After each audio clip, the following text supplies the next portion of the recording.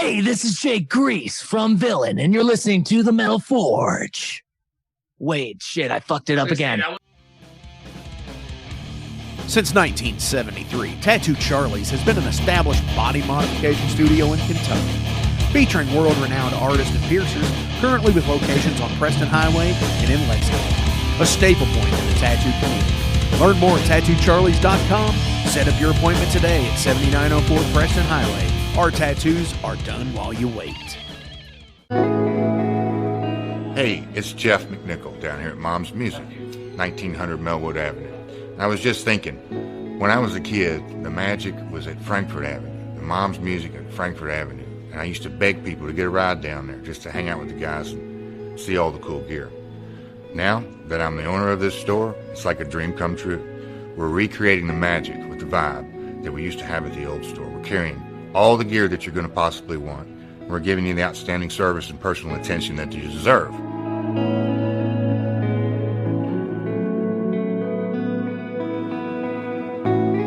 Yeah, so we've got the great guitar shop here. We're carrying USA Fender, USA Gibson, Paul Reed Smith, Gretsch, Jackson, Charvel, anything you could possibly want, we're going to have it for you. Mom's is and always will be Louisville's music store.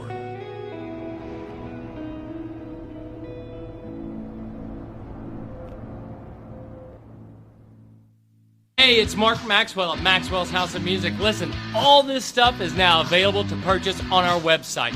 Check it out at maxwellshouseofmusic.com. We carry all the top brands, like Fender. We got Gibson.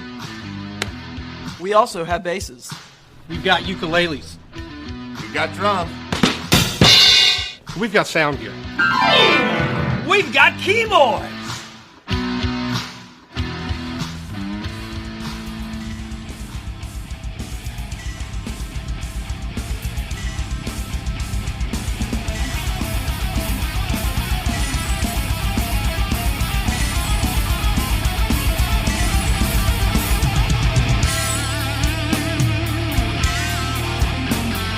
Thank you for tuning into The Metal Forge. I am Mark Jackson, and I am your host. The premise of the show is pretty simple. Awesome interviews and awesome music. If you want to contact me, hit me up at metalforgeradio@gmail.com or visit the website, metalforgeradio.com. And now, let's get this show on the road. It's that time again. It is high noon on a Friday. It's October 16th. You're listening to The Metal Forge, and I'm your host, Mark Jackson. Thank you all so much for tuning in. Before I get started in the intro piece here today, I do want to take a moment that we offer here at The Metal Forge our condolences to the Van Halen family, both privately and publicly. Last week, everybody already knows, and by the time I uploaded last week, they had already announced the info about Eddie's passing. Eddie was an influential guitar player to so many people, so many different musicians, and so many people who just enjoyed rock music, 70s, 80s, 90s. I remember my one of my guitar teachers, Dave Ernspiker. Holy God, miss that guy too. The first time I ever saw his band, The Big Rock Show, live was at the tap room at Phoenix Hill Tavern. I had just turned 21. They did cover songs. They were a cover band. It was so cool because they did their break. They came back. All they said was, "Ladies and gentlemen, side 1 of Van Halen 1," and played the entire first half of the fucking album. Then they went back and they did their second break, and then they came back and did, "Ladies and gentlemen, side 2 of Van Halen 1." And they played an entire album in 2 sets of the show. And I was like, holy fucking shit. And it was all because of, Eddie. So this is a shout out to you, brother. Here's a tip of the glass, and I'll see you soon, I'm sure. On today's show, I have Villain from Toronto, Canada, the frozen tundra of the north. And they are a heavy metal trio with awesome fucking tunes, and I hope you like them, because I really dig these guys. And I'm sure you heard at the beginning of the show, the promo, totally fucking cool dudes.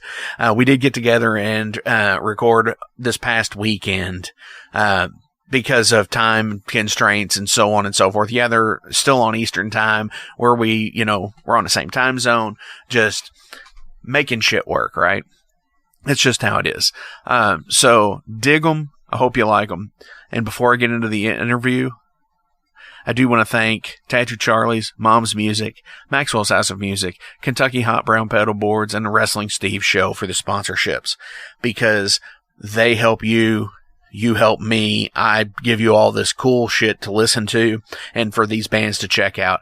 And without that whole circle of coolness, we would have a pretty meh existence, I think. So it's all about the art. It's all about the music, so on and so forth. So check those places out. Check out Wrestling Steve's podcast. Check out Kentucky Hot Brown Pedalboards and look at the pedalboards. If you deep dive into his stuff, you'll find the Darth Skippy Womp Rant podcast, where I may be coming on there soon. I don't know yet. We're trying to work out some details for that, along with the TattooCharlies.com, MomsMusic.com, Maxwell'sHouseOfMusic.com, and, find gear, find whatever you want, buy everything, make your tattoo appointment, get your I Heart Mom or I Heart Wanda or Steve on your arm, awesome shit. It's good stuff. It means that I get to keep doing this because you all seem to be enjoying it, and I'm glad for that. Because this past week, we have reached over 2,800 people on the Facebook page and over 400 people on the Instagram page, which means y'all are fucking digging it, I think. So, hell yeah. Fucking metal. Keep smashing the subscribe. Keep sharing to your friends. Keep liking the posts. Keep listening to the show. The bands that you support by doing this love you as well. Go to their Bandcamp pages. In all the descriptions below, I list their Bandcamp pages, their websites, their Facebook pages. Go give them likes. Go give them shares. Invite your friends to them as well. And tell them Mark sent you and the Metal Forge sent you. Fucking right. Keep the circle going. Hell yeah. So, let's get into this right now. This is going to be, from Villain, No Room for the Weak.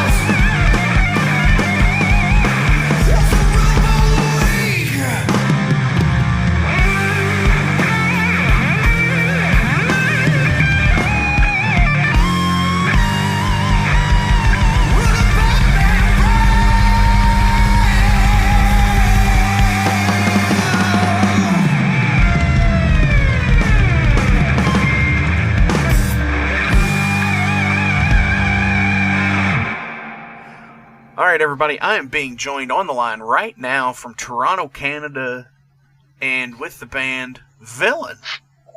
Guys, how you doing? Fucking great, bud. Good to be here. Awesome. Go ahead and introduce the members of the band. Who's with us today? You got Caleb, lead vocals and guitar. I'm Jake, drums and vocals. I'm Kane, bass. Awesome. So tell everybody out in Metal Forge land, tell us about Villain.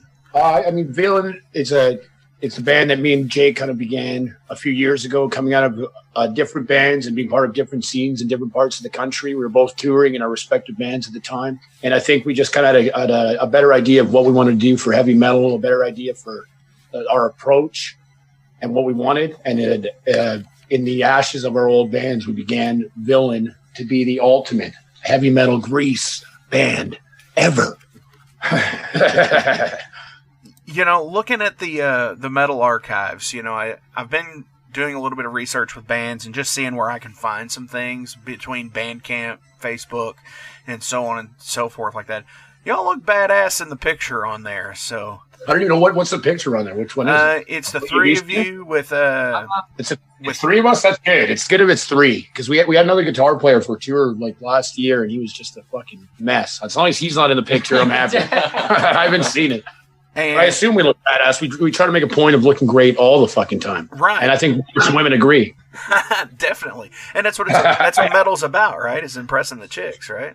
Yeah, there's I like the angle that we're not afraid to go out and actually put work into it. It's not gimmicky. I don't feel, but it's like some guys get too cool to actually go out and fucking try to look cool, try to really bring it back to the sound and the look and the feeling that it used to be, the shit that we all fucking love. But too many guys are scared to do it, and we're fucking not. You know what I'm saying? Like everyone, when we're on tour, when we're wearing our shit, everyone gets freaked out and everyone gets stoked. And it's more than just the music. It's more than just the show. You have to bring everything. Right. And that's what I try to impress upon everybody else, is that it's equal parts music and show. Yeah, especially when you're going back to the old school too. Like when we're trying to relive and recreate a specific era.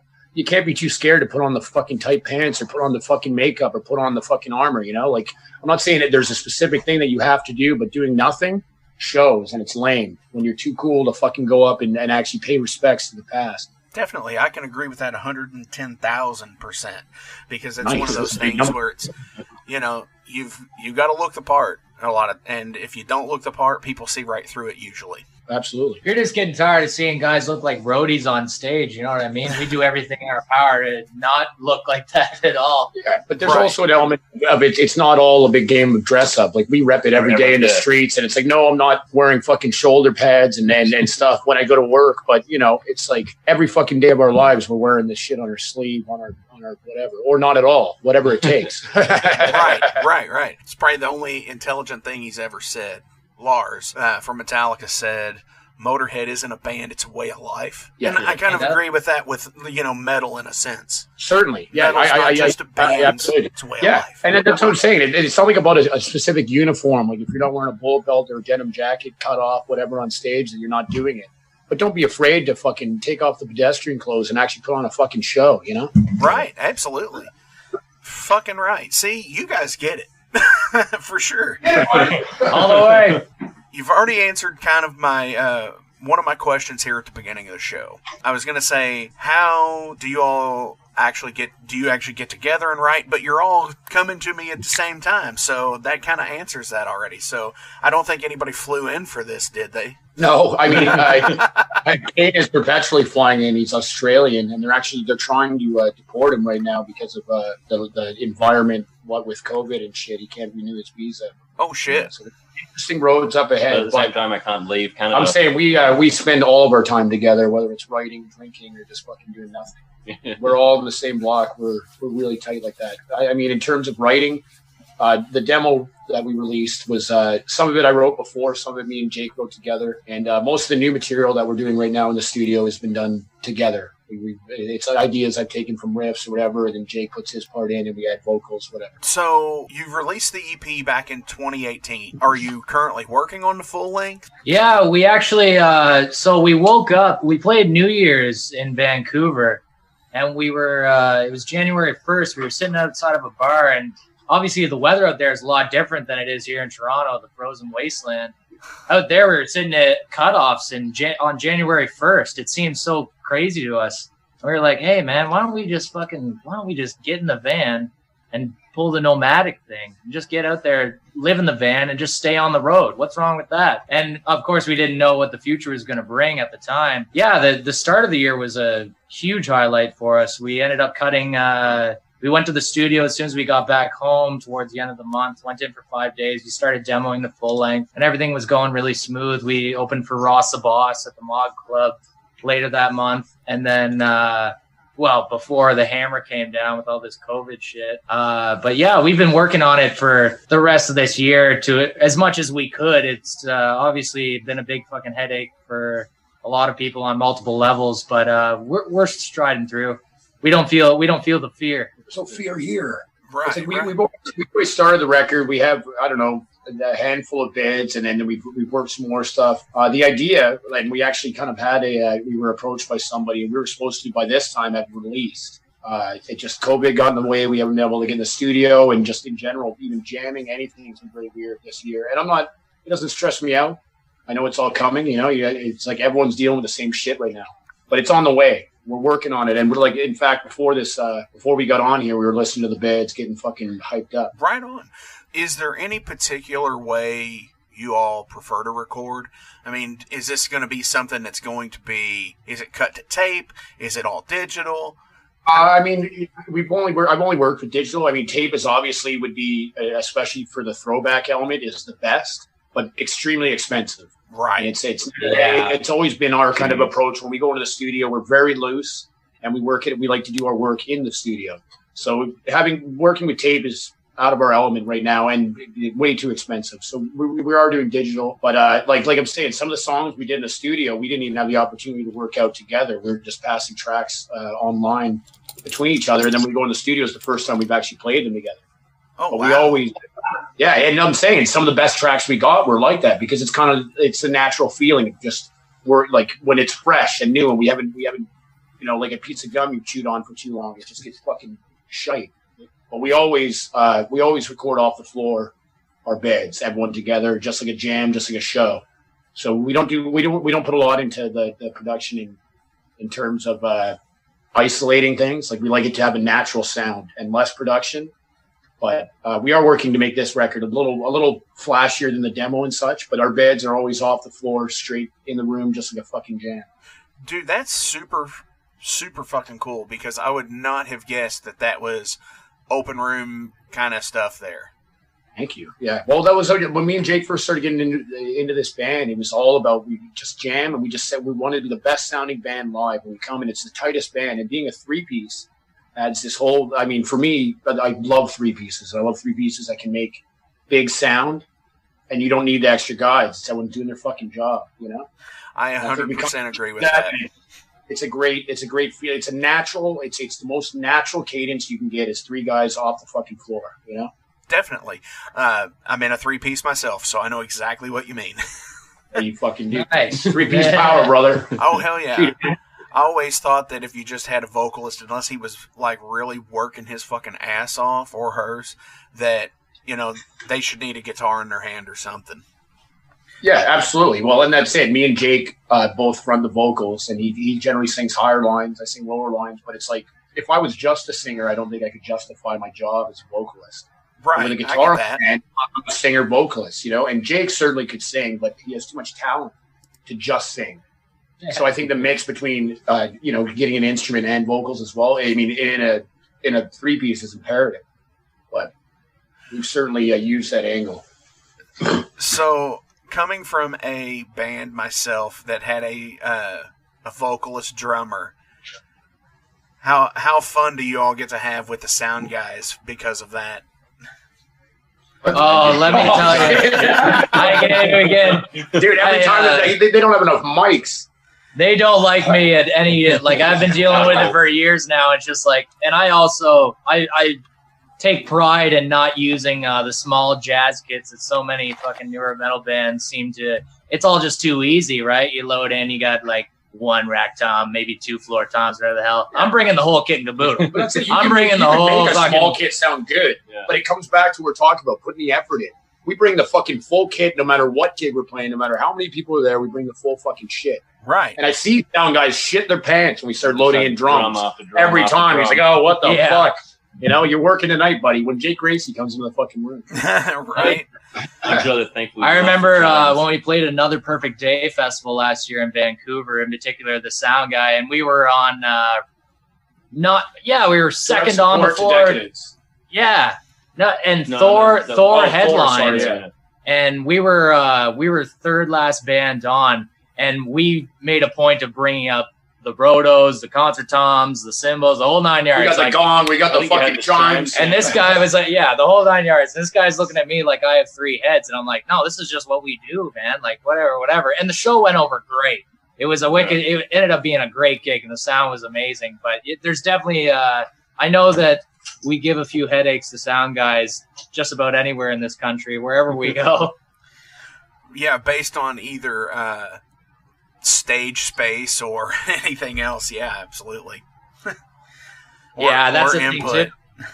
For sure. Yeah, especially if you end up playing, smaller venues here and there, etc. You always have to deal with someone on some, but we're not strangers to that. We're used to playing. We like mixing it up with the punks and you name it, whatever it takes. Like we'll go play wherever it is. Give us a gig, we'll take a one-way ticket, and we don't care how we get back, but we know we'll make it back at some point. Right.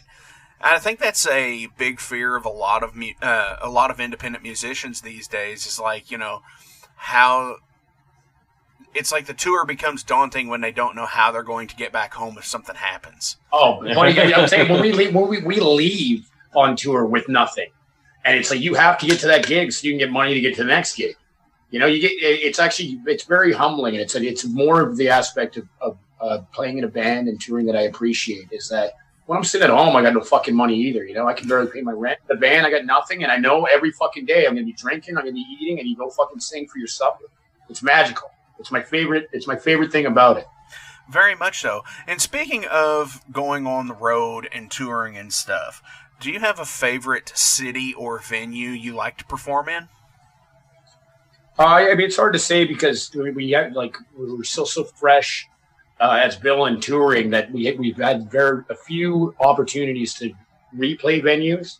We've gone out and done it. For me personally, not so much favorites, but there's places in Canada that I think that are unsung. And I'm from Alberta originally, but I'd never been to Winnipeg. I lived in Toronto for 10 years. And we went through and played Winnipeg the first time, maybe, a year and a half ago. We came back 3 times or something after, and then we have a great response. They'll fly us out, whatever. But I just never expect Winnipeg to be a really great scene, and it's hungry, it's strong, and they have really awesome cats. Same thing with Thunder Bay, another unsung city. Calgary obviously is really good. Vancouver's obviously awesome.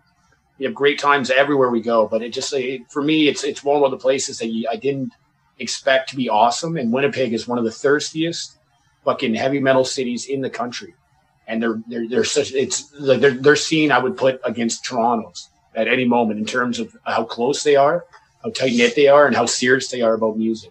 Hell yeah! And one thing that I'll say to add on to that, I think so much. The reason for a lot of that, I think, is because when a lot of bigger bands go on these North American tours, the Canadian portion of those tours tend to be usually, at the most, it's Toronto, Montreal, and maybe Vancouver. And it's Toronto a lot. But Toronto gets skipped. Sometimes they play small town Ontario, and then Montreal and fuck off. Yeah, and that's the thing. And the prairies often get skipped over by many bands. They always, especially because we had that long Canadian winter, a lot of people have forsaken the prairies just because the scenes out there are very unknown to the majority of fucking bands in major cities. So when they do actually get a band that rolls through that's ready to fucking rock, they're stoked. They're losing their mind. Everybody and their dog comes out ready to go. Yeah. And we love that. We live for that kind of aspect. There's enough cherries out there of these sweet gigs that are obviously going to be awesome in meccas across the country or abroad, whatever. But find the little sweet spaces that are unsung, it feels a lot better for me. It seems to me from some of the other bands that I've talked to just personally, not necessarily through the show here, that there seems to be a lot of crowd interaction and a decent amount of people that show up to shows up there. Toronto. The reason I moved to Toronto was because, like I said, I was coming from Calgary, and Calgary had a wonderful metal scene at the time, but it was it was oriented more towards modern stuff and like Children of Bodom-esque, and maybe European power metal-y kind of stuff, which I'm fine with. I grew up on a lot of it. But it was dry in terms of old school when I was growing up. I'm saying now that's not the case. When we would go back and tour through there, was great. Riot City, obviously good friends of ours. A huge band coming out of there. The Gate Crasher Boys, whatever. The scene there certainly went back to, they have this huge old school approach and great venues now. But I forget what I was saying. Where the fuck are we going? I just lit a big joint here. What the fuck? But that wasn't always the case. No, and you know what? I lamented heavily that when I played in my last band, Malice, when we were doing interviews, I used to slam the shit out of Calgary all the time. But I was sour, and I just left. That was what you're talking about, the attendance in Toronto. So when I first came to Toronto, I was 17, and I got offered a job in Skullfist at the time. I think it was, 17. And I'd never been here. So I come out and watch a show, and my mind was blown that there were so many fucking studs and heshers and mullets and shit around. I've never seen so much shit like that in Calgary or whatever.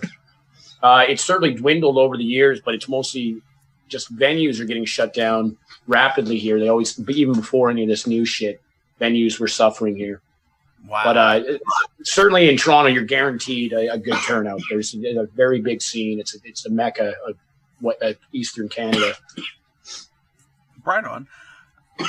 So if you could play any major concert event, like an Isle of Wight, a Woodstock, Donington Festival, what would it be? I'm going to say, just because I love round-nosing, Hell's Heroes in Texas. I would love to play Hell's Heroes. Can we get that? Can we get that on record? We were actually talking to those guys about, and what was the other one in Chicago? Legions of Metal. Legions of Metal. This is before all the COVID shit, obviously. We were setting up a lot of stuff in the States with cool festivals like that. And I would love to get involved in that shit. Obviously, right now is a weird time. But the ultimate answer is obviously Vaughan open air. Oh, hell yes. One thing I will say is that actually the first gig that we ended up having to, although it was out of our power, the first gig that ended up getting canceled when all the COVID stuff came down was in Rochester, New York. It was going to be our first stint in the States at this festival. It was called Ultra Fest. It was mostly a lot of punk and stuff like that. And it was, but that was going to be our first stint in the States. We were going to take it out there for a week or two, do the New England states. And Rochester's super cool, obviously the home of the Rods. And I'd just gotten off probation, so I'm allowed to cross the border. Right. And then they closed the border. We're not letting this guy. So you could swear they always knew we were coming. Hell yeah. So obviously walking Hell's Heroes, shout out to that. If anybody's listening that promotes that, hook these guys up for sure. When we're all to play again. So Frost and Fire for a few years was looking really cool too. Oh yeah. Montreal? That was out in LA. LA, what was somewhere in California, I should say. Yeah. Oh, there was one, Wings of Metal Festival in Montreal. Wings of Metal was a big the shit, but they stopped doing that. I'm pretty sure you slammed it. I can check the other night, so there's no chance. Actually, yeah, I did, honestly. But her band. You know how it goes, a promoter slash my band, headlining your own festival kind of thing. You know, I've always been guilty of I've always felt guilty if I've ever put my own band on a show I promote, and unless it's like with a touring band or something like that. I mean, even still, I don't regularly do that, so I totally see. I think we're very fair with it. Like inside of our villain, we have our man Craig Rose, who's a prominent promoter in the city, and he worked in my last band. He's worked with Cauldron and Skullfist at length during their kind of sophomore era. But he's always been a great friend of mine. And when we do shows here, we always do our own shows with Craig. And we're always very fair with that kind of thing. Like, I don't mind playing early. I don't have to headline a show. You know, if it's the setup for a local gig and we're headlining doing a big thing, that's cool. But I have no problem stepping down or playing an earlier slot on our own gig to let bigger bands or touring bands get on and get a good slot, you know? Absolutely. 100% agree. So why music for you guys? What is it? Yeah, what is that music has? I guess for me personally, I just when I woke up in this place. My mother had a guitar in the closet. I was very young, and it would always interest me. I'd fuck with it, and it just kind of became a constant in my life. Even more recently, rectifying that in my childhood, even playing Super Nintendo, how much I focus on the audio when I'm playing, how much the music mattered in games and stupid things when you're a kid. But it's just always been not an escape. It's just it's a true feeling. It's one of the few ones I have in the world that is not perverted by anything else. When I play a guitar and sing, or play a piano, or get with the band and jam, it's a very honest and natural form of letting it out, and it's real. And I could do it forever, no problem. I think the biggest thing is that we were always fans before we were musicians, especially, and having that opportunity to go out there. You want to give people the inspiration that you felt that gave you the ignition to make things happen on your own fucking time as well in your own band. It's like, you try to live out the dream, and we're very committed to that. Right across very the board. Very honestly, there's no delusions of being rich or being on fucking television forever. If you anybody that's toured knows that feeling that you have when you show up in a town you've never been to, you're road weary, and you meet people that you've only heard of, really exciting. And everyone gets along, and it's great networking, just an awesome way to get by, Very honest. Friends as well. And I don't know if you knew this, but there's tons of pussy out there. You learn how to play a guitar, and you will be fucking chicks everywhere. I tell people, man, I don't even have a set of front teeth. Tight pants and a guitar. That's all I ever needed. Definitely. Sometimes the stereotypes are a little too true. Yeah. Very much. And, I'm a fan of Lemmy, and that's the reason why he was a musician. Absolutely. But he was very honest, and I'm saying it was him and his kind of rhetoric about touring and being a musician that backed and fortified the feelings I already had about touring and playing, and how honest it is. It's about just going in, and he was quoted and saying some shit about that too, about getting on stage. He's like, I don't want to see my fucking neighbor on stage. I want to see a fucking alien from outer space, some guy blowing my fucking mind, Yeah, right. He was the ultimate, most natural performer, just a real guy. He wasn't up there because people wanted him up there. He's up there because that's what he wants to fucking do. And he was lucky enough to get a great following for it. Absolutely. Probably my favorite answer to that question is, the why music thing is because I can't do anything else. Yeah, I can. I mean, you have to now. Let me tell you, we feel that way a lot. I just started working again in COVID. I've been off for 7 months, 8 months, or whatever. Oh, wow. Cook. But it's like I could make an honest living cooking. I have to pay my bills somehow when we're not playing gigs. But it's a monkey job, I put on the fucking suit and whatever. There's no payback. I eat very well, but playing music has never been like a job kind of thing. It's just what I fucking do, and we've been fortunate enough to be able to share that with people and go on tour and even make a little bit of money doing it. Right on. All right, I'm going to take a real quick break, and we'll be right back. Hey guys, Wrestling Steve of the Wrestling Steve Show here. So if you're currently listening to the Metal Forge with Mark Jackson, then you understand that Mark Jackson has a pretty discerning taste when it comes to music as a whole. You'll also understand that he has a discerning taste for professional wrestling, just like me. My show is called The Wrestling Steve Show. I talk about modern and classic pro wrestling in a completely unbiased, unfiltered way. Be sure to check me out on all available podcasting platforms. That is The Wrestling Steve Show. And I am the host, Wrestling Steve. Just remember, like Confucius said, man who goes through turnstile in Thailand is going to Bangkok. Pro wrestling. Back on the album for just a second here. And because I really want to know, what are you planning to release this as? Are you doing the full length? Are you going to try and do CDs, of course, digital in this day and age? Are you trying to go for vinyl? Actually, right before, the whole thing is we were actually in talks with a few different labels. We had a few really great fucking offers. Actually, it was supposed to be released this October. Pretty much, it would have already been released by now. But because of all the COVID stuff, things have gone down. But we were in negotiations with No Remorse, who was going to press a vinyl CD, etc. Vinyl CD. It's a new. It's everything. New format. New format. Vinyl CDs. Wow.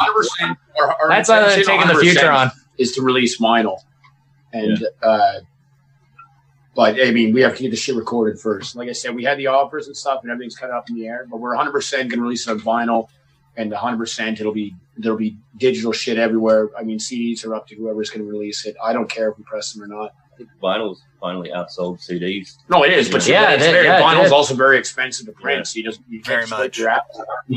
But it is a popular format now.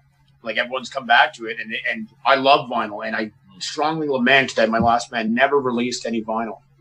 And so 100% we're going to be releasing it on vinyl when it comes out. It is a full length. So. And as metal guys, I mean, holy fuck, yeah, we always want to release I don't even have my own vinyl. Whatever it takes.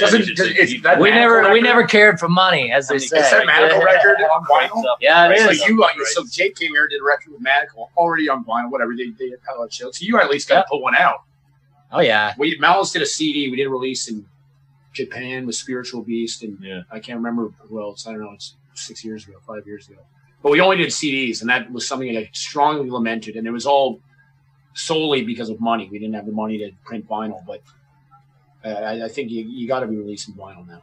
Oh yeah. So far, the only hard copy release for Villain right now, technically, is the tapes for the EP that Swords and Chains in Chicago printed for us. 150 of those. But other than that, it's just been doing the online thing up to this point. We've always been, what would I call it? I don't know. The full length was supposed to come out a lot sooner. So I didn't put, like, the demo, we kind of, I'm not going to say we rushed, but I wanted to get something out there. And it was under the impression that we were going to do the album pretty much immediately afterwards. I had a friend come over today that's berating us about, why can't I find you on Spotify? Why can't I do this? I said, well, I never registered anything because I assumed I was doing another record right away. And we kind of just shit the bed. So we've lived off the Bandcamp with this demo. But we spent most of our time playing. We spent most of our time on the road just playing shows, which is what we want to do. But we certainly need to do the record. And I'm just saying that leading up to now is just because we all thought we were going to do it. It was supposed to be done already. It was supposed to be done. Yeah. And I'm not even talking about COVID. Like before that, like it was supposed to be done way before. Even the demo got released way later than it was supposed to. We're perpetually behind. Hey, that's metal. That's metal. Being perpetually. What behind, else can you do? I'm saying it's an honest life that we live, and I mean you can't make greasy music and all this stuff without actually having some grease behind it. You know? Oh, absolutely. Speaking of which, about being honest and everything, leads me to the next segment of the interview. We're all people. We all have this common interest in metal music and just music in general for most of us, because I listen to a ton of different shit. Find a lot of new people on Bandcamp, which is where I found you guys. I also like to ask some general profile questions to you about you as people. Sure. Okay? And I've started a new feature here. I've usually kind of kept my own, 6-7 questions, but now I've got cards that I've been checking out, and they all have new questions on them. Some of these are user submitted. So, what was your first concert? Wow, first major arena show I went to. It was 2007. It was quote unquote Guns N' Roses. It was just Axl Rose. I think Dizzy Reed was out there, and I remember the name of the drummer on that tour was Brain or something, as he was introduced by. I remember, it was at the Halifax Metro Center in 2007, and I remember Die Mannequin opened, and then after them, the Suicide Girls came on and did this strip show, and that was the second opening I used to beat off to those chicks all the time. What are they doing? Yeah, it was pretty wild. In that era for Axl, that probably should have been the headline act. Oh, dude, let me tell you. I agree. I didn't think about it. I'm doing Guns N' Roses, and I don't feel bad about it. Dude, I will never forget. He came out and he had dreadlocks, and they were like bleached white, like white dreadlocks. They have tied back. That's what Billy Ocean looks like now.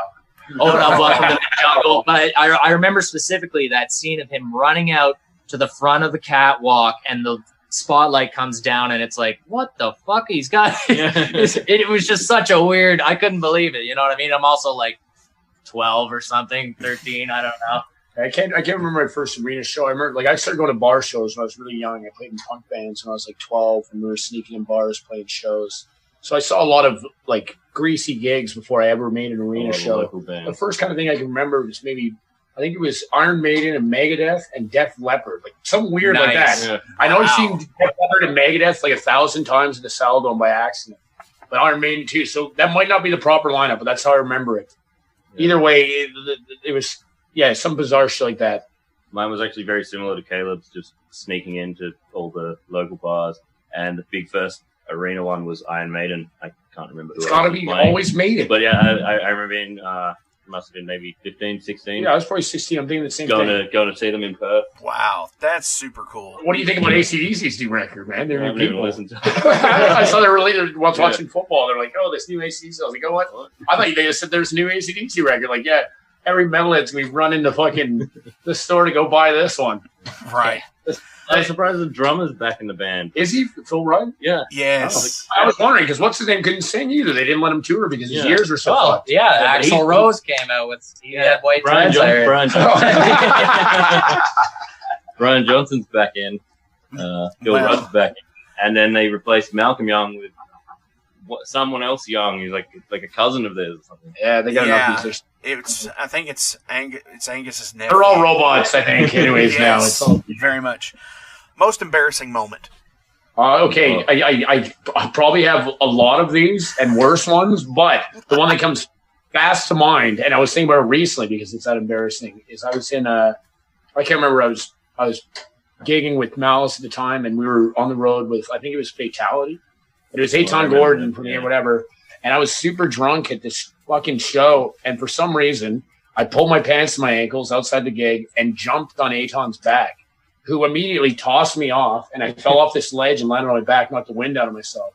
And I was stuck on my back like a turtle that couldn't turn over with no wind, with my tiny little flaccid cock hanging out. And I couldn't do anything. I couldn't move. All these people were just staring at me like, is he all right? Look at his little penis. It was horrible. But yeah, I still think about that one. It was brutal. I mean, I embarrass myself weekly. You ever done cocaine and tried to fuck a bitch? Oh. This ain't a family show, is it? No, this is podcast territory. You can say whatever you want. Heavy metal. Long live the fucking Metal Forge. Oh, dude, thank you. I wish you should have an anvil sound that you can just ring every now and then. Ding. Long live the Forge. Ding. There's one in the intro. Oh, nice. And more embarrassing moments, guys. I just threw myself up. Right. The only one I can think of is at another Perfect Day festival. I kicked a foldback speaker off the stage right into this girl who was standing right over the front. Oh, shit. I just panicked. I didn't know what to do. And I leant down to pick it up, and that was the wrong choice. And it was just a huge mess. And I felt like a complete moron. Yeah, that show was packed. I remember seeing that. I'm sure I do, but from the fucking drum riser come immediately to mind. Yeah, no, that was a fucking crazy one. That was a great show. I can't say enough about Vancouver, and that I remember that show in particular. It was just stacked to the back. That was fucking first three lines. It was just all fucking ladies, man. Embarrassing stories.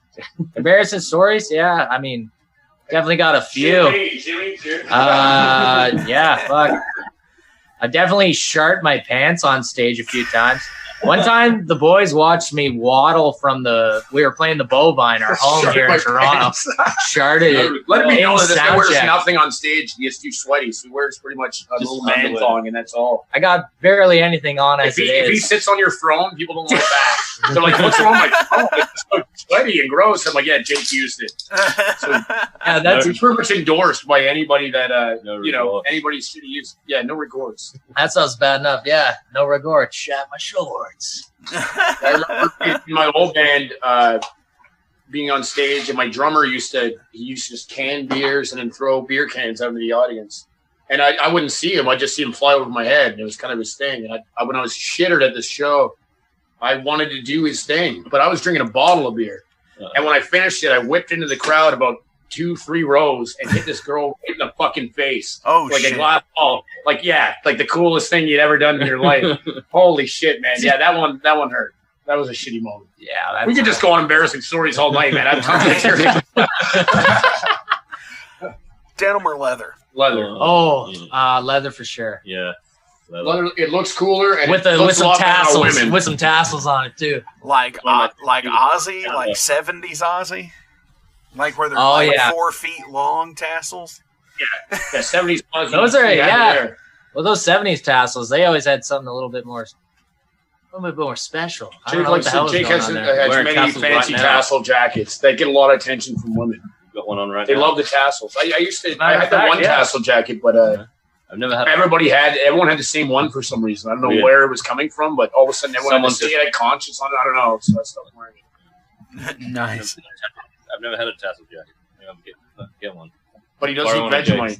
Oh yeah. He lives in the land down under. Fuck, man. Got a few. That's one thing I like about Canada. It's cool enough to wear leather. Leather weather, we call it. Yeah. It just never gets that cold. Yeah, it's pretty much warmer all the time. Everything's on fire where he's from. It's like literally so hot that shit's just on fire. You go outside, you're like, what's the weather day? It's like, fire again. Stay inside. Watch out for the koala bears. I almost say koala, something else. This is kind of an interesting question here is, do you listen to the radio? Actual radio? Yeah. I'm going to say no, but when I moved to Toronto, Q107 is a staple here since I don't think it might not be well known around the world, but Q107, I mean, we had Rush and Triumph, and in that era, in the late 70s, it was like Q107 is a staple of rock radio. So moving here, I listened to a lot of it when I was working or driving or whatever the fuck. I don't anymore at all. My Kane got a fucking free Google Nest in the mail, and I put it on my wall, and every day I listen to smooth jazz, and that's all I listen to. If I'm getting ripped up and we're at the bar and shit, I listen to heavy metal. But smooth jazz all day. And it's kind of, I guess, in a future sense, this is a form of radio now. You don't have to put on an FM. But if we're talking FM AM, no, I don't at all. Yeah. And on that note, I will say that I think the way that all that kind of started for us was that when we'd be in the van, eventually our CD player broke and we didn't have a tape deck in it, the one we were riding at the time. The Odyssey. And, the Odyssey. And I remember eventually we just got so sick of hearing Loverboy on Q107 that it was like, fuck, man, let's just go to the play out there. But Tragedy Hip comes on the radio, you're changing the station. Yeah, man. I wish they played more April Wine. Yeah, but, you do play a lot of April Wine. That's actually one of the reasons they're good, man. It was eventually we just switched it over to the fucking jazz station. And the funny thing about the jazz station is it's probably the only thing you can listen to on FM just about anywhere and still hear a drum solo out of nowhere. Just like a random fucking drum solo. You don't hear that on classic rock radio because it's all like specific singles, like in that sense. But I don't know. We just always got down with that side of things. And this guy drives like a fucking maniac. So you'd be ripping down the street, out of control, squealing tires, fucking running red lights. Sometimes he drives completely naked. I've seen it. And then fucking with jazz blasting, like we're on meth or something. I don't know. Well, I mean, I guess there's meth in it. I don't know. Who knows? Hopefully not. One thing I'll look that off the record. When we were on tour, the van had no stereo at all. And everyone was just shocked that we had a wonderful van too. It had everything but a stereo. The whole drive was just no music, pretty much at all for 3 weeks in the van. We had an amp in the back that we were using your data. Yeah, and it was like we could for like 20 minutes a day listen to music. So you get all stoked, and it's like, okay, that's enough for you boys. Silence. That was it. But I spent most of the time sleeping anyway. We had a wonderful bed in the back, and I've never slept so good in my life. What is one thing you'd change about yourself? Easily, I would have a full set of teeth. It's very expensive. But that's it. Other than that, I'm totally perfect. Well, actually, no, my thumb's a little jacked right now. So, if my thumb could go back to normal and my teeth would be back in my face, I guess that's the only thing I would change. Everything else, I've always been very honest. I love myself. Yeah, I don't know. I really don't. I don't think I'd change anything at all, really. I'm pretty comfortable with who I am. You should get circumcised. You should cut that dirty thing off the end of your dick. No way. Not me. No, I'm the only guy that's circumcised. Shout out to everyone you guys are out there. Just sinners. Shout out to all the fucking anteaters out there. I'm with you. Yep. That should be an embarrassing. That's going to be an interesting hashtag. Dude, also, speaking on embarrassing stories, here's an embarrassing story. I fucking thought this was going to be a video interview and spent 6 hours setting up a set in my living room.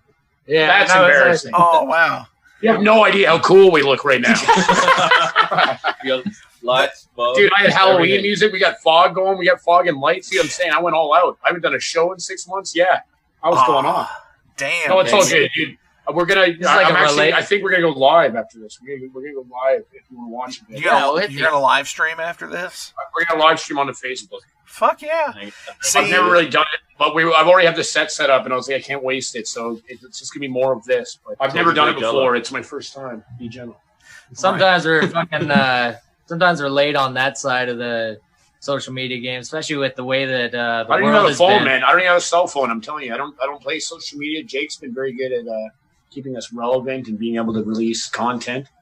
I don't even go on the computer, man. Like I don't fucking have a phone. It's very hard to keep up with these times, man. When you have this old school mentality. We're the kind of guys that still repaste. We'll go put up a poster. You know what I'm saying? Like we print shit. It's on Facebook events and all that bullshit. I think it's. I'm not saying there's anything wrong with it, but it's like the physical aspect of walking on the street and seeing the fucking poster and printing them off and doing the fucking work. The amount of people who want to get a poster if they bump into you on the street and you're postering as well. It's like, well, yeah, that's what I'm saying. I mean, obviously you can't see what's going on, but our posters wall, everywhere. my wall here has all of our posters that we make on the wall. You know, it's like it was just a really good part when I got into music. You know, like having a show poster, seeing a show poster, the whole thing was it was something tangible, something you can grasp. It made it more physical, more real. I guess kind of like buying albums as opposed to just digital downloads. It's absolutely, but I still buy albums. I don't even buy albums anymore at all. Like, I mean, when there was a record shop here for the last couple of years, it's closed down. Staying class. Yeah. But it made buying records cool again for me. It was a nice heavy metal shop, and Ian Chains from Cauldron was running it, and just awesome, really good records, good stuff, and it just made it like it brought it back to what you wanted from that experience. It was genuine, the number one in the city for a little while there. But that's the same thing when I'm talking about venues shutting down, same with record shops. It all closes down, and everything's become so accessible. I have no problem buying music or listening to music online. It's just the way it is. I don't feel bad about streaming my shit for free or whatever the hell it is. There's an option to pay for it, but it's just the way it is now. Yeah, but it doesn't compare at all to the era or when you're able to buy the record, look at it, read the fucking shit, you know? Yeah. Oh, absolutely. Liner notes are a big thing for me as well. I'm saying, even for me at this stage, when I want to listen to something, I appreciate the convenience of going online and just putting it on.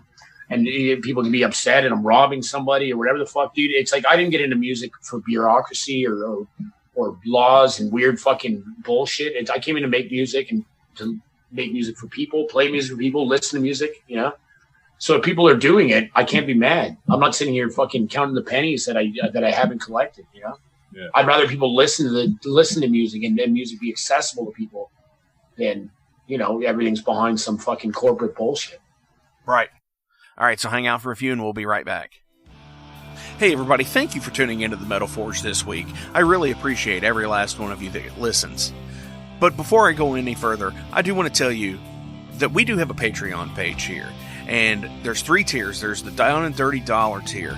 It's just $1. Hey, you're not going to miss $1. Nobody does. Then there's the $5 Showstoppers tier, which you get a patch, stickers, whatever we have that's in that price range. And then there's the $20 a month Master, where you can get a t-shirt, any size, any color of the Metal Forge logo. Fuck yeah, that's awesome stuff. Oh, and by the way, if you donate on there, guess what? You get the show 2 days in advance from everybody else. Thank you all so much. It's patreon.com/metalforgeradio. Check it out and donate today. I love you guys. Thank you. What is your biggest fear? Fear? Spiders.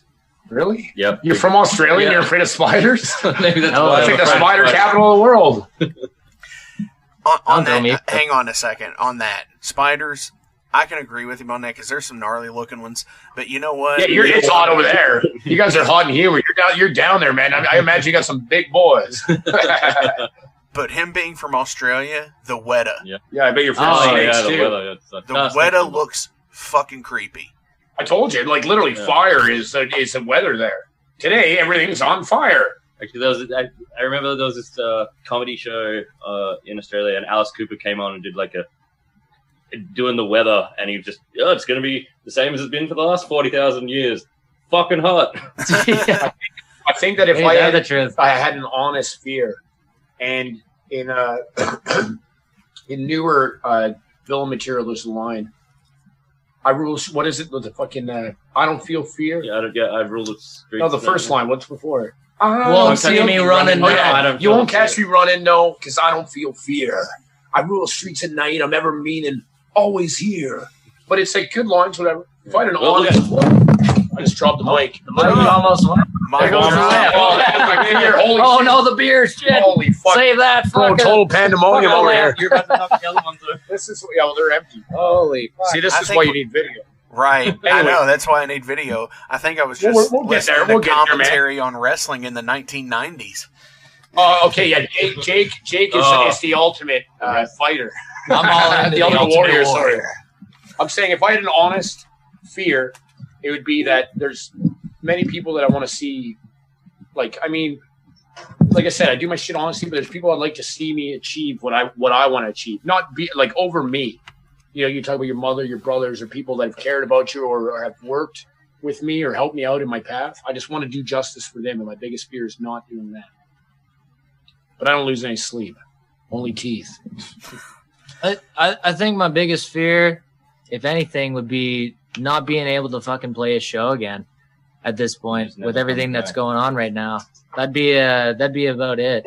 Other than that, I mean, because that's what we live for, and the way that is taken away from musicians universally over the top in the past fucking few months has been hard on everyone, not only fucking financially but mentally and physically as well. You know, you feel very unmotivated and stuff like that. I guess my biggest fear would be not waking up the next day to go do what I fucking love the most, which is play. And end up having to do something, have to retrain and do something else. Yeah, we've never strided to do anything except what we fucking do, which is play heavy metal all the fucking time. Live, laugh, fuck. Exactly. Holy shit! I think the locks fucked up. Yeah, I got it. Oh, there we go. I gotta fix it out. This mic stand's fucked, boys. Uh-oh. We broke a mic stand tonight. Buddy, it was already broken. Every night it's just beers all over the floor. Something's busted ass. Right. So I've got one more question with the general questions, but before I get into that, how do people get a hold of you guys? How can they find your music online? How do they follow you on Facebook? How do they do that? They can call us anytime at our headquarters, 818. Holy shit, dude! You're doxing. This is dox. It. We have women showing up like crazy. I don't know. Hey, baby. Call me up. Holy shit! 1902-844. Oh jeez. And ask for villain. Other than that, you can catch us at heavymetalvillain.bandcamp.com or Facebook /heavymetalvillain, Instagram @heavymetalvillain. You get the picture. Fucking Don't forget YouTube, to go to cartel.heavymetalvillain.com. YouTube, the merch store. Buy yourself a hat. Whatever it takes.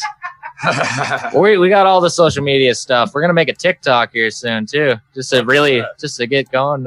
You don't know yet? Okay. Hell yeah! We only let them know so much. Is asking how do I get a hold of you? And I have people asking me this constantly, and I say you don't. And I make a point with people. I don't know. I'm telling you, man. I don't have a phone. I don't deal with. Find us at house. I had a point when I had a phone. No people calling me. It's my lawyer and my landlord, and I owe them both money. Two people you don't. Why do I have a phone? Two people you never want to hear from. Yeah, exactly. And it's like, I never cared for money. Was pretty accessible, but then I bought this great VR headset, the Oculus Quest. Go get one online. Porn will never be the same again. Right. Do you have any shout outs you want to give to anybody? I like 1,000. I'm going to just throw it down for my boy Craig Rose. I already did. Daryl Fine and the Bovine for keeping alive this hard time. Obviously, Hamilton and Alex Gray. John Dinsmore and Lincoln County Recording. And the boys in Riot City, Gate Crasher, fucking Road Rash from Vancouver. Hell yeah. Time Rift in Portland, all of our boys. And all the fucking bangers right across the fucking United States. And the rest of the world. And the rest of the world. Hell and yeah. all the cats in Louisville, Kentucky. Ah, yeah. Shout out to Buster Brown, one of the best ever to come from Louisville. Woo! I mean, lest we forget, the biggest shout out of all to our boy Eddie Van Halen tonight. Yeah. And shout out to you, Mark, and the fucking Metal Forge. Thank you. Hell yes. So the final question I have tonight. What is the best or worst concert you ever attended? Okay, actually, I have a great answer for this. You guys can stew. Yeah. And I tell this story often because it was bizarre to me as well. But maybe 2-3 years ago, I went to Detroit with Craig and my buddy Tommy from local black metal band Panzerfaust. And we all went to Detroit to Harpo's to watch ICP. And it was the best show, hands down, I've ever seen in my life. It was so incredible. Dude, there was like Mushroom Head and Weird Twisted. There was all these rapper and the ICP shit. I worked with guys that listened to ICP and I was familiar with some of their stuff. I didn't think I was going to go see the show and it was going to be incredible. But I'm not just talking about the performance. I'm talking about the entire the venue, the people, the environment. I was getting made fun of there. I was getting called Bon Jovi. I got long hair and I'm handsome. I'm like, bro, you got a fucking braid coming out of your forehead, and I'm the fucking weird guy here. Like, let's just hang out and smoke some weed. But that was it. At the doorway, there was one security guy, and he beside him had a bin full of knives he was pulling off people. When you get in the venue, there was no security. You're smoking weed, snorting lines, drinking beer, and then these clowns are coming out rapping about shit. It was the most incredible show I've ever seen in my life. I saw them in Calgary or Toronto at the Opera House, not to the same effect, but at Harpo's in Detroit, it was incredible. The very next night, I was in Hamilton, Ontario, and it was the Black Sabbath reunion. Right. Oh, wow. And it was the worst fucking show I've ever seen in my life. Ozzy comes out, and I already don't have faith in Ozzy's vocals. They annoy me. I like the early albums. I'm not a huge Ozzy fan. But he comes out, and the first thing he fucking says is, sorry, I'm a little sick. My voice is going to suck. I was like, bro, your voice was already going to fucking suck. I spent more of the night in the bathroom smoking than anything else. But I'm saying for that contrast of worst and best, maybe they're not, but to be nights, like right beside each other like that, I think it fits. Right on. One of the most memorable shows I'll say that I've seen in a big fucking arena, big stage, whatever, was Black Sabbath on that reunion tour. I was in Halifax at the time. Yeah, fuck. No, seriously, man. I went out there and there's something about the lights at the time. Maybe it was because I was really fucking high. But I remember I was on the floor at the Halifax Metro Center and I saw Black Sabbath and they still had, or actually, no, it wasn't. No, I thought Judas Priest there for a second. The Judas Priest show there was amazing as well. Can't say enough. But in certain lights out there, it looked like in certain shadows, it was almost like it was back in, I saw them in like a younger light. Like it looked like, when I saw a geezer out there, he actually looked like it was fucking 74. Geezer, yeah. It looked like it was 74 to me. I was like in certain lights on the way the spots are coming down, certain points, I don't know what it was, but it was like I saw them in those certain lights and I was like, dude, this is still Sabbath. I was like, man, this is fuck. And what an honor to see him. I'm just glad to say, man. It's crazy. What about bad shows? Bad shows? Oh, worst show you ever seen? Worst one ever. I want to hear it. I want to know. I should start. Man, that's a good question. Just like a daily one. Anyway, I saw Black Sabbath on that same tour when they came to Australia, and I remember getting like unbearably stoned before I went in there, and I couldn't do anything. I was really just like fucked, waiting in line to go in, and I'd also I had a bandana on. And I had a bunch of joints tucked under it and hidden in my hair because I was searching everyone. And when we got in there, I just got really stoned again. It was all was that the good show or the bad show? That was a good show. I liked it. I didn't like getting there just cripplingly stoned and really not having. I want to hear more about your bads. I can't even think of a bad one. Shows are. I mean, especially at this point, when you think about a show, you're like, oh yeah, shows are great. I haven't seen one in months. The bad ones are not memorable because it's so shitty that it's like, oh, yeah. Well, that was the tie into my stories. Yeah. The only reason that Aussie show was so bad is because I had such a great time the night before. Right. So was that on the 13 tour or the end tour that you saw them on? It would have been the one that was before. The 13, 13 for me. Because it was years ago. So it would have been before the other one. I was still in Australia when it happened. So probably 5-6 years. But I'm saying it was good. Cool to be there and see Iomi and see all this shit. That was a big thing. I'm saying I saw in Calgary.